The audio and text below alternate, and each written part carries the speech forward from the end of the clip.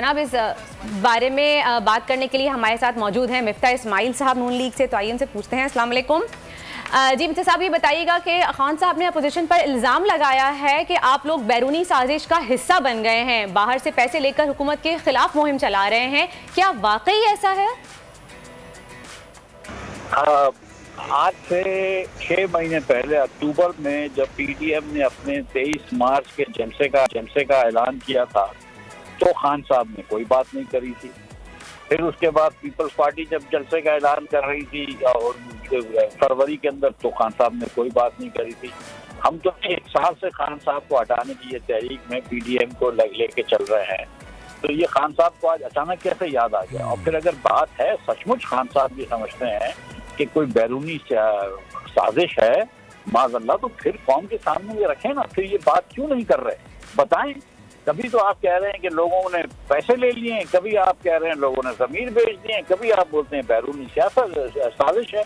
तो लोगों के साहब यकीनन कुछ नेशनल सीक्रेट्स भी होते हैं। अभी हम अली जैदी साहब से बात कर रहे थे तो वो यही कह रहे थे कि नेशनल सीक्रेट्स होते हैं, इसीलिए कि इशारों में बात की जाती है और अक्लमंद के लिए इशारा काफ़ी होता है। खैर ये बताइए, हुकूमत को महंगाई और मुआशी चैलेंजेस ने पहले ही घेरे में लिया हुआ है, पॉपुलैरिटी कम होती जा रही है, लेकिन जिस तरह आप लोग इस हुकूमत को गिराने जा रहे हैं, पीटीआई, क्या आपको लगता है आप कामयाब हो जाएंगे? ऐसा तो नहीं कि पीटीआई को एक नई जिंदगी मिल जाएगी आपकी सारी कैंपेन से?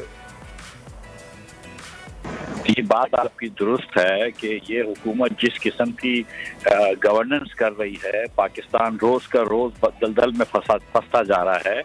और अगर ये हुकूमत को 1-1.5 साल और मिल जाता और ये मज़ीद दलदल में फंसा देती तो और भी बुरी शिकस्त होती इसको इलेक्शन में। ये बात 100% आपकी दुरुस्त है, लेकिन क्या हम ये जानते पूछते हुए कि हमारा मुल्क दलदल में जा रहा है जाने देते इसलिए कि हमें इलेक्शन में ज़्यादा बढ़तरी मिलेगी या ज़्यादा हम शिकस्त दे सकेंगे? नहीं, ये हमारा कौमी फरीज़ा है कि जितनी जल्दी हो सके इमरान खान साहब से निजात हासिल करें और इस मुल्क को बेहतर करें, और ठीक है इलेक्शन में फिर चले जाएं। और इंशाअल्लाह ताला मुस्लिम लीग नून की तो ख्वाहिश यही है कि जल्द से जल्द इलेक्शन हो और उसके बाद आवाम जो है वो जाकर एक आज़ादाना। ये बताइए कि इस सारी सूरत हाल का फ़ायदा खान साहब को तो हो ही रहा है, लेकिन क्या अवामी हमदर्दियाँ वो समेट रहे हैं? भाई देखें, खान साहब हम समझते हैं कि पिछली मरतबा भी कोई आज़ादाना इलेक्शन से नहीं जीते। खान साहब 1997 से कोशिश कर रहे हैं लेकिन कभी इलेक्शन नहीं जीते, और हम इंशाअल्लाह ताला अगला इलेक्शन भी आसानी से जीतेंगे। लेकिन हम अपने मुल्क को दलदल में नहीं जाने देंगे, माशी दलदल के अंदर, करप्शन के तूफान के अंदर जो खान साहब धकेल रहे हैं रोज बरोज। इसलिए खान साहब को हटाना जो है, ये खान साहब अब सिक्योरिटी रिस्क हो गए। जिस किस्म की आज बहकी बातें करी हैं इन्होंने, जो खुद पसंदीदगी और खुद परस्ती के शिकार हैं खान साहब, इस टाइप के आदमी को आप कैसे रहने दे सकते हैं वज़ीर आज़म? ये बताएं मिफ्ता साहब, अगर ये हुकूमत चली जाती है तो नया सेटअप क्या होगा? और ऐसी खबरें भी हैं कि नून लीग ने परवेज इलाही को सीएम की पोजीशन ऑफर कर दी है, इस पर थोड़ी रोशनी डालिएगा। देखिए, अपोजिशन का जो एक पहला जो जिस निकात पे हम सब इकट्ठे हैं वो इमरान खान साहब से मुल्क को निजात दिलाना है और इमरान साहब को वापस भेजना है घर। उसके बाद ये बातें होंगी। ये कभी इम्कान है, कभी तवक्को है कि शहबाज शरीफ साहब जो है वो वज़ारत उज़्मा को कुछ अरसे तक फ़राइज़ अंजाम देंगे।